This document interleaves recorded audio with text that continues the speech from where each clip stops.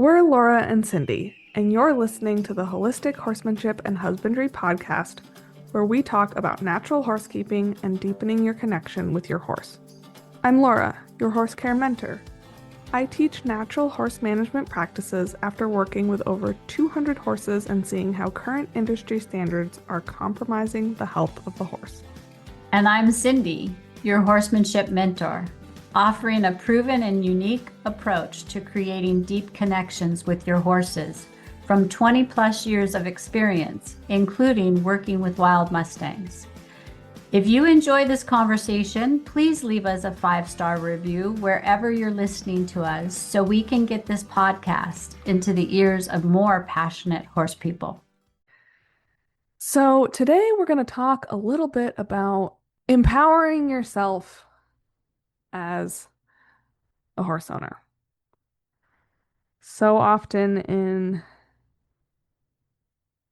my daily work with horses and their owners, I hear a story about how an owner had a knowing, an intuitive knowing, a knowing because they really do know their horse very well, like a knowing because they're more educated than they give themselves credit for, whatever it is, and they let a professional or a friend or a barn owner, some other outside influence, tell them their knowing was wrong.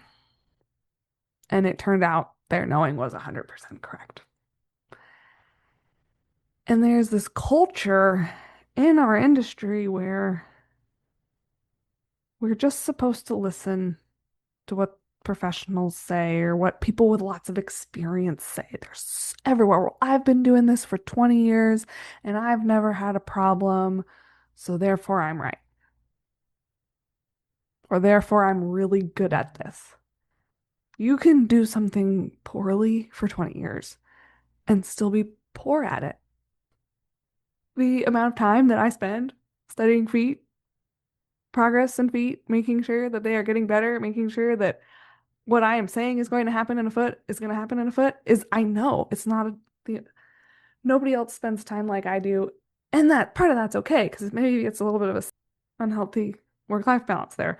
But I'm just saying if somebody isn't focused on getting better, they're not necessarily getting better. But in our industry, we tell horse owners that they're wrong, that they don't understand, that they're not qualified,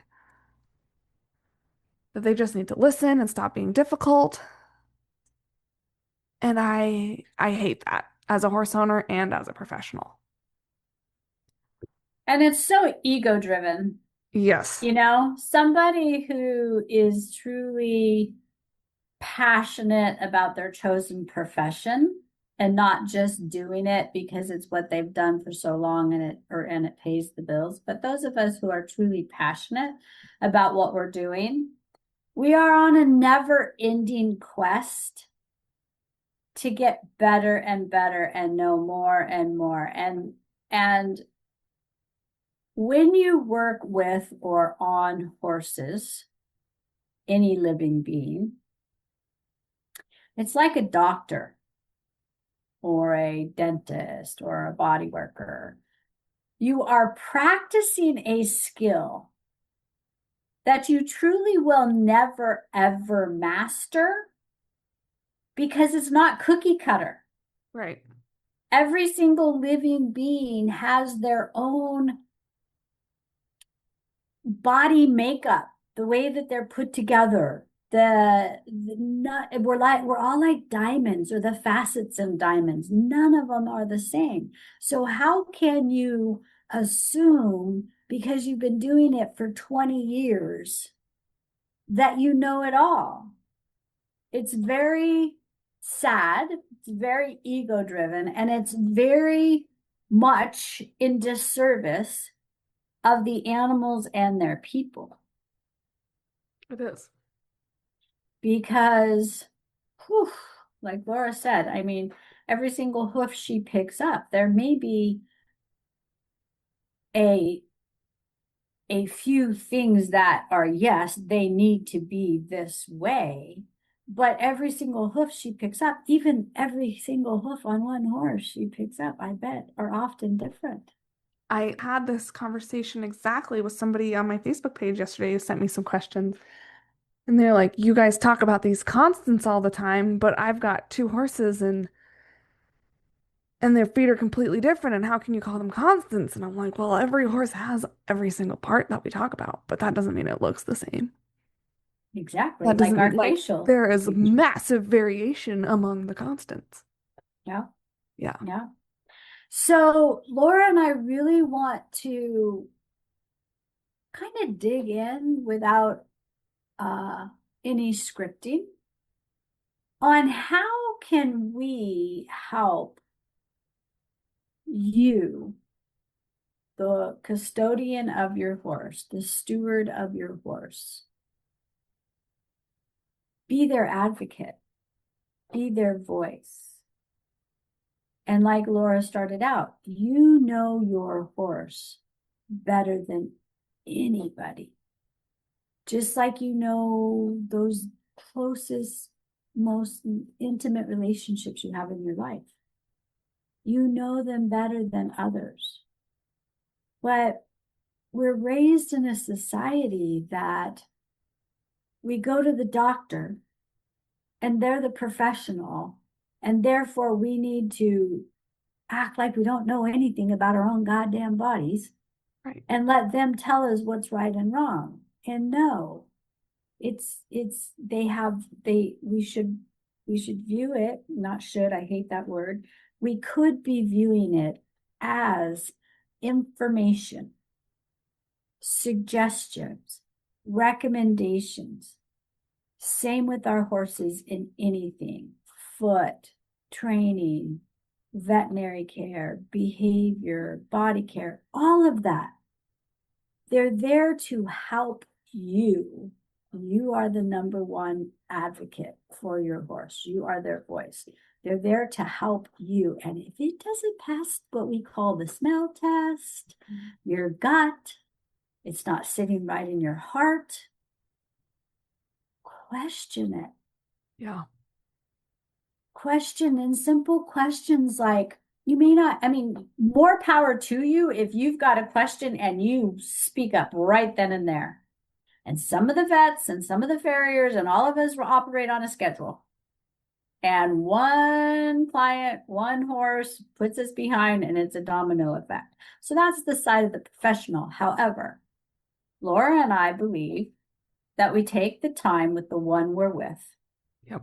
And if our schedule gets backed up and we have to call that last one or two and say, hey, something happened, I'm going to have to reschedule you. We hope you understand, because that could have been you that Or we took the sometimes time it's with. like, hey, I have to go, but can I come back tomorrow or the next day? Let's not wait 6 weeks on that. Yeah. Like, So, there's ways around that problem. And as professionals that work with animals that don't have a concept of schedules and times, we have to know that and build that into our business. That's part of being a good professional.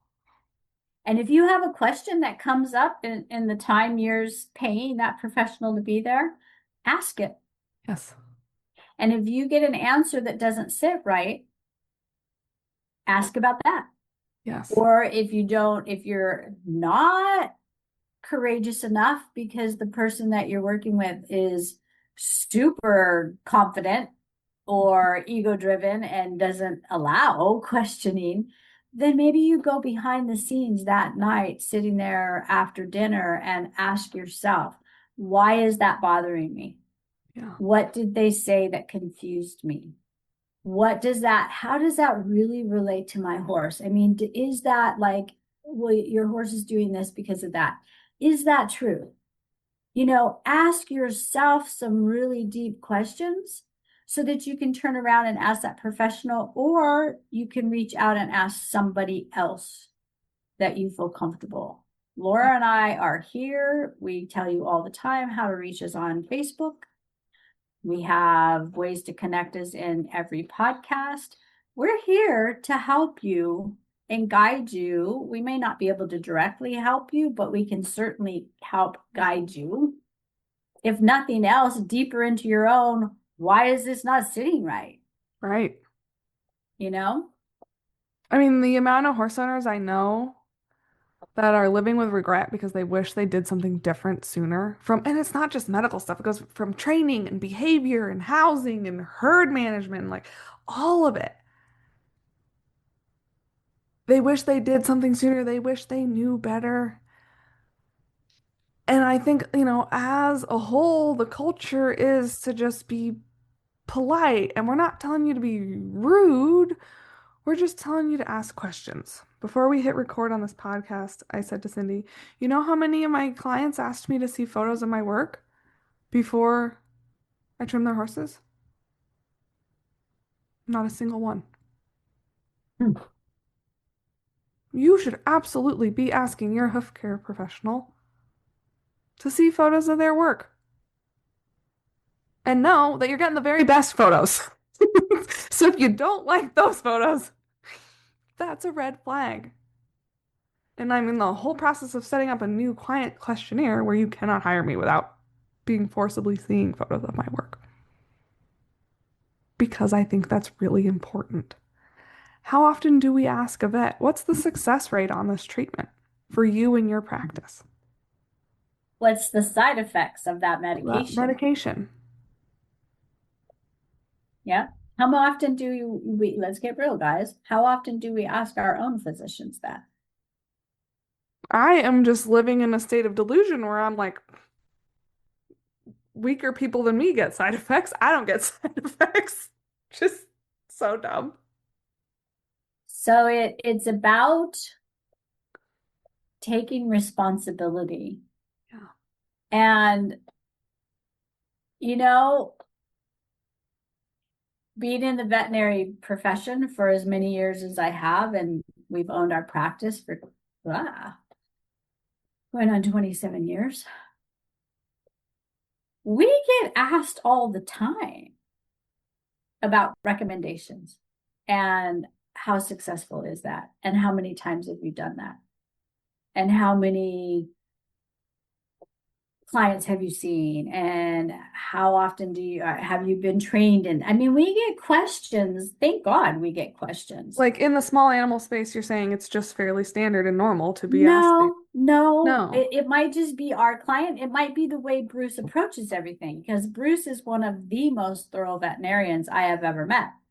And he gets the people feeling comfortable about being able to ask questions. And I'm going somewhere with this because there's a lot of farriers that you're going to ask to see their work or ask for a couple of people you can talk to about their work, ideal clients, favorite clients that they have. And they're going to poo-fooey you. Yeah. And you're lucky. Don't get mad at them. Thank them. Yeah. Thank you for showing me your red flags right now. Bye. Yes. Same with a horse trainer. Yes. I cannot tell you, Laura, how many people I have ran into. I started professionally putting my sign up saying I am a professional horse trainer and teacher or mentor in 2018. I cannot tell you how many people send their horses to trainers and those trainers will not let them come see the horse until they're done. Whoa. I am like, what? No way. There's no way. My first colt that I had that I took to a trainer that actually set me out on, he became my mentor for many years. I took my horse an hour and a half to him 3 times a week. He said, you can just board him here. I said, no, I can't. He lives at home. Yeah. He has a herd. I drove him 3 hours round trip for 3 days a week for 9 months. First for him, then for us. Mm-hmm. And if he would have said no to any of those, he's not my man. Right. So if somebody does not want you to be actively involved with what they're doing to your horse, that right there is a huge red flag. Yeah. And for anybody listening to this podcast, we know it's a huge red flag for you. Yeah. And I think it's just the point of this podcast is for us to tell you, like, Don't let negative feedback of trying to become that person slow you down. Mhm. Go deeper. Look at MJ's leg. The vet who originally told me to basically lock her up and throw the key is a really good vet.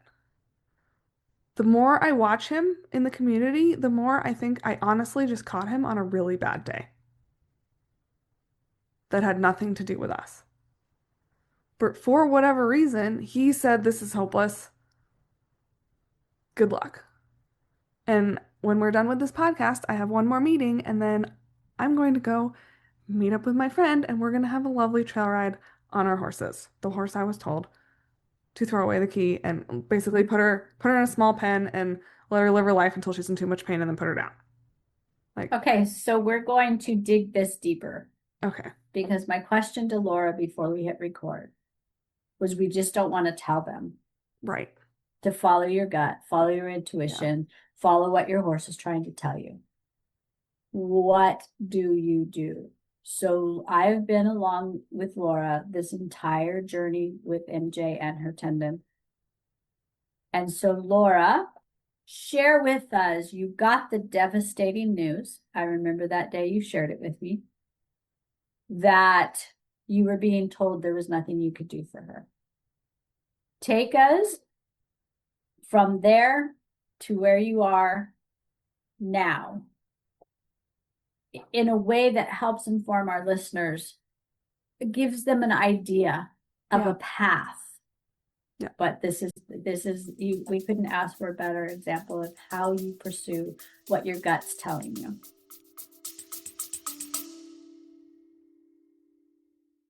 Ready to unlock true freedom with your horse? Join Unbridled Freedom, our private Facebook group for women on a spiritual journey in horsemanship. We don't fix our horses, we transform ourselves. This is your space to embrace challenges, celebrate victories, and deepen your bond with your horse. If you're ready to lead with wisdom, compassion, and inner peace, join us today. Let's dance with our horses as one. The link is in the show notes below. So the first thing I did is I had a ton of feelings. I'd lost my first horse to colic in a way that, had I managed him better, had I known better, he wouldn't have been lost. And then here I am, 6 years later, it's happening again. So I had all these just, if she's never going to have quality of life again, this is it, da da da da da, like all the feelings. I remember driving, thankfully, Quinn was there. He drove the trailer home. I'm just a puddle of not okay. So much so that MJ was biting me as she was going back in the trailer. She couldn't handle the chaotic energy of me falling apart. And I think in her own way, she was saying, like, would you just look at the horse in front of you? Like, clearly it's not over yet, you dum dum. But I had all the, like, I listened. I listened to the professional in front of me. And in that 25-minute ride home, I threw in the towel. By the time I got out of the truck on the other end of that 25 minutes, I was ready to look at my horse and go, wait a minute. Something isn't right here. Clearly, we're not done because she's standing here eating hay, looking at me, smiling, wanting to go back to her life. So he wanted her on complete and total stall rest for life. And I wasn't willing to do that because I was like, I would rather die than live like that. So I'm not going to do it to her either. So I took his recommendation and asked myself, what are you willing to do to try to basically, follow the intent of his recommendation without this being really bad for her?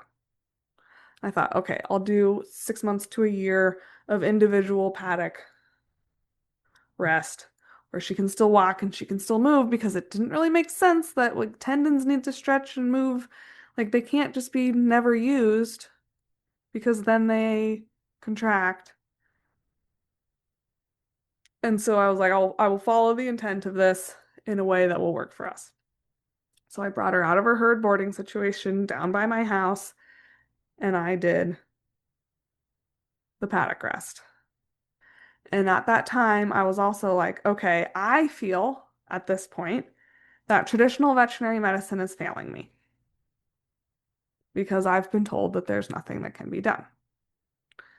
So I got the herbs, I got the red light, I got the body workers, I got everything, K-tape, compression socks. Like, if it could maybe heal a soft tissue injury, I bought it. And then I took it another layer deeper and I started studying acupressure and got really into the energetic healing, into the why are we having repetitive injuries? What's going on energetically here? So I spent about 7 months in this world of holistic, energetic healing while she was in a flat paddock without other horses. Now, what I observed is her acting like a complete freaking lunatic, trying to interact with the horses in the fence next door. So now that I've been through this once or twice, I would actually have just put her in a small herd, probably had better results. Where she could have been just calm and regulated in that herd. But I didn't have that option at the point, and it worked enough. So then she started getting really sound. Went to a clinic with Cindy at Washoe Lake. She was in a lot of sand. She was really unregulated because of the wild Mustangs that were around and really used that leg hard that week and came through it fine. Mm-hmm.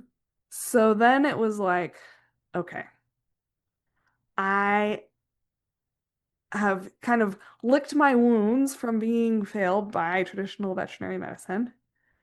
I'm ready to try for a second opinion. At this point, I have called up all the people who I most trust, the people who, if you die, you want your horse to go to them Mm-hmm. because you trust them that much and you really respect the way their horses live and operate, and they have done a lot of work and have a lot of knowledge, maybe more knowledge than you. Not in a ego way, but in a they are practicing and living this every day. And been like, what am I missing here? How can I address this? And they said, you need to go to Marty Gardner in Ione. Turns out Cindy also knows who Marty Gardner is because he started over where she was in Nevada and then came to us. And we miss him dearly. We all traveled to him. He is a very old school lameness vet. Honestly, the true magic of him is his vet tech, Cesar, who can diagnose.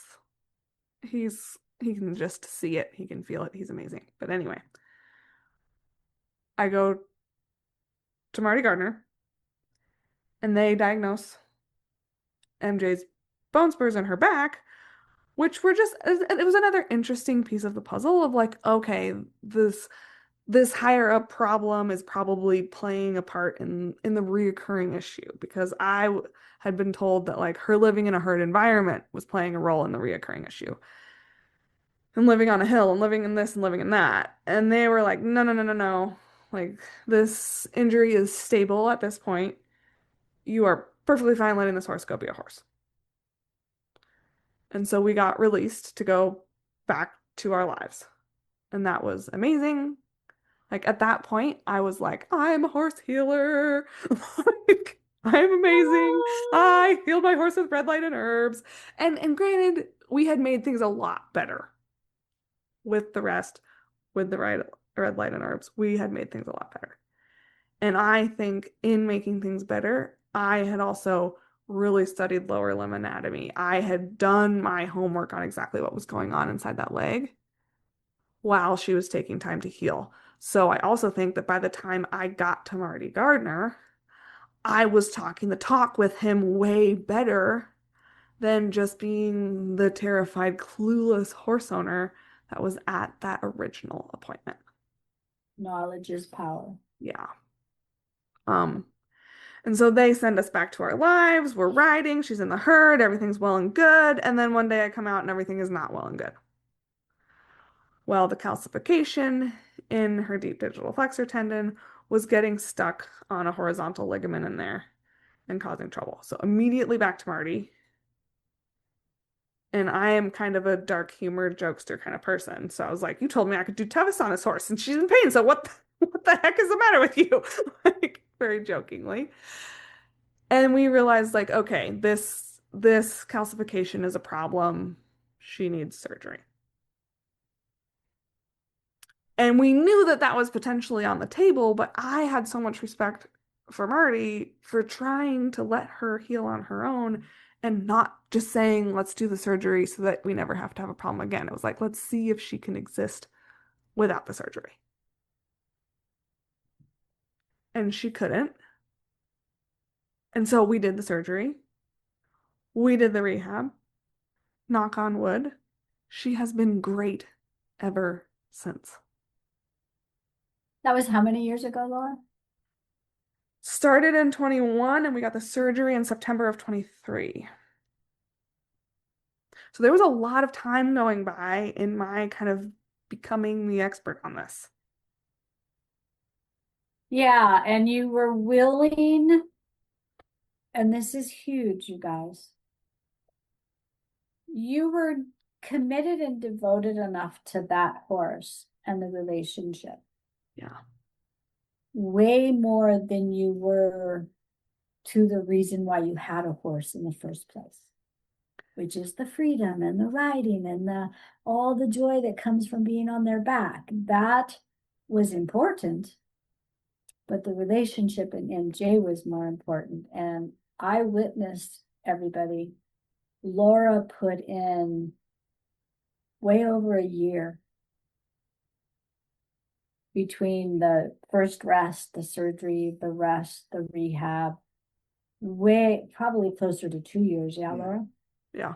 to that horse's rehabbing. And what did that do to your relationship, Laura?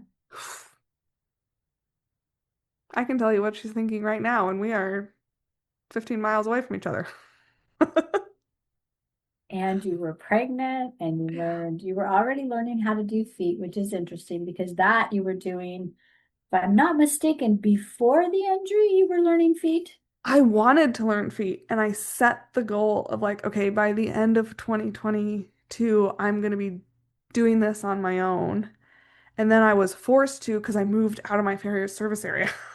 Right, right. And then you studied with that farrier. You didn't study, you rode along, and that farrier kind of Yes. mentored you. Um, But I think one of the most important ingredients, you guys, to this whole entire podcast is, are you committed to the relationship or are you committed to what you get out of the relationship? yeah. And there's no right or wrong answer to that. That's an individual answer. Laura and I know what our answers are. It's what we've based our life on for the rest of our life. And if you are the other way, my educated responses or educated answers to your questions might not sit right with you. Right. And that's okay. Nor will mine. Yes, right. Like, and we, we would be the professionals that we would tell you are red flags for you. And that's okay. I would super rather have that conversation up front and say, super nice to meet you. Best of luck with your horse. Goodbye. Right. Then get halfway through a rehab and realize, oops, this was not a good fit. And just comes back to what we talked about at the beginning of this is so individualized. And so 3 years, now we're 4 years down the road. And MJ is how? She's great. Like I'm scared to say this out loud because I'm gonna go see her this evening, and if she's lame, I'm but like it hasn't raised its ugly head and been a problem for us. So In knowledge is power. Yeah. Knowledge is power. And we go to professionals because we trust that they are knowledgeable in the profession that they are advertising that they can do. But like all areas of our lives, we need to run that through our own Yeah. meters.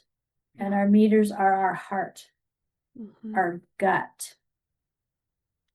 That feeling, that sensation we get inside when it resonates like, yes, this is my person. This is who I've been looking for. Or, oh, there's just something that's not sitting right. Yeah. Ask Or questions. my horse is telling me something isn't sitting right, even though I think it's right. That's another, Oh, yeah. that's huge, Laura. Say that again. Like my horse is telling me something about this way of doing things, this person, this practice, whatever, isn't right. So I believe that's because they don't have the ego. They don't have the frontal lobe.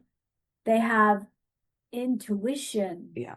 They have such strong survival skills and such amazing bullshit barometers that there's no way, unless they've been taught to be so shut down, there's no way your horse is ever going to lie. Yeah.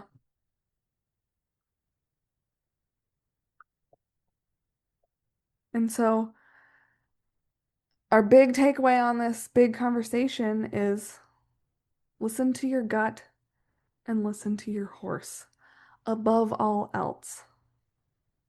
Then build your professional team around you